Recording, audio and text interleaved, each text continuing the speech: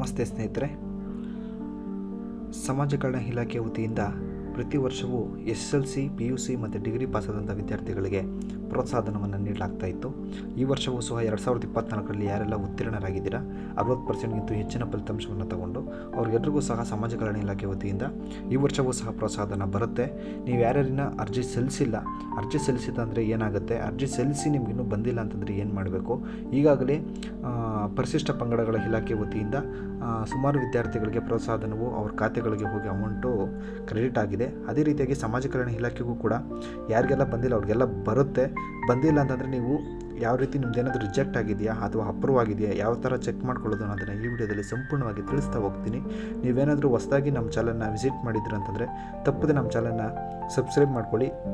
ನಾವು ಮಾಡುವಂಥ ಎಲ್ಲ ವಿಡಿಯೋಗಳ ನೋಟಿಫಿಕೇಷನ್ನ ಪಡಿಬೋದು. ಅದೇ ರೀತಿಯಾಗಿ ವಿಡಿಯೋಗೊಂದು ಲೈಕ್ ಮಾಡಿ, ಈ ವಿಡಿಯೋ ನಿಮ್ಮೆಲ್ಲ ಸ್ನೇಹಿತರಿಗೂ ಶೇರ್ ಮಾಡಿ ಅಂತ ಹೇಳ್ತಾ ಬನ್ನಿ ವಿಡಿಯೋದಲ್ಲಿ ಸಂಪೂರ್ಣವಾದ ಮಾಹಿತಿನ ತಿಳ್ಕೊಳ್ತಾ ಹೋಗೋಣ.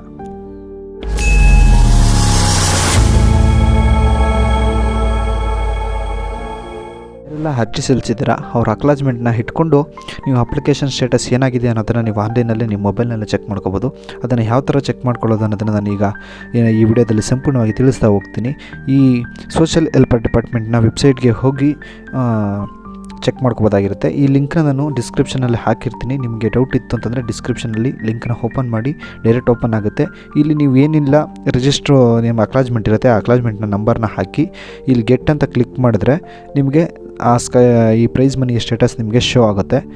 ನೀವು ಯಾರೆಲ್ಲ ಅರ್ಜಿ ಸಲ್ಲಿಸಿದ್ರಾ ಅವರು ಅಕ್ನಾಲೆಜ್ಮೆಂಟ್ನ ಇಟ್ಕೊಂಡು ಚೆಕ್ ಮಾಡ್ಕೋಬೋದಾಗಿತ್ತು. ಒಂದು ವೇಳೆ ಅಕ್ನಾಲೆಜ್ಮೆಂಟ್ ಇಲ್ಲ ಅಂತಂದರೆ ನಿಮಗೆ ಎರಡು ಆಪ್ಷನ್ ಇರುತ್ತೆ. ಆಧಾರ್ ನಂಬರ್ನ ಹಾಕಿ ಚೆಕ್ ಮಾಡ್ಕೋಬೋದಾಗಿರುತ್ತೆ. ಅರ್ಜಿ ಸಲ್ಲಿಸಿ ಈ ಅರ್ಜಿ ಸಲ್ಲಿಸಿದ ಪ್ರತಿಯ ಜೊತೆಗೆ ಕಾಲೇಜ್ ಮುಖ್ಯಸ್ಥರ ಮತ್ತು ಸೀಲು ಸಿಗ್ನೇಚರ್ನ ಹಾಕಿಸಿ ಅದರ ಜೊತೆ ಡಾಕ್ಯುಮೆಂಟ್ಸ್ ಎಲ್ಲದರ ಮೇಲೂ ಅಟೆಸ್ಟೇಷನ್ ಮಾಡಿಸಿ ಅದನ್ನು ನಿಮ್ಮ ಕಾಲೇಜಿನ ಡಿಸ್ಟಿಕ್ ಆಫೀಸ್ನಲ್ಲಿ ಕೊಟ್ಟಿದ್ದೇ ಆದರೆ ಕಡ್ಡಾಯವಾಗಿ ಪ್ರೈಸ್ ಮನಿ ಬಂದೇ ಬರುತ್ತೆ. ಯಾವುದೇ ಕಾರಣಕ್ಕೂ ಅನುಮಾನ ಬೇಡ.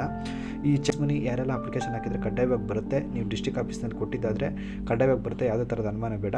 ಬಟ್ ತಾಳ್ಮೆ ಇರಲಿ, ಕಡ್ಡಾಯವಾಗಿ ಬಂದೇ ಬರುತ್ತೆ, ಕಂಪಲ್ಸರಿ ಬಂದೇ ಬರುತ್ತೆ. ವೆಯ್ಟ್ ಮಾಡಿ.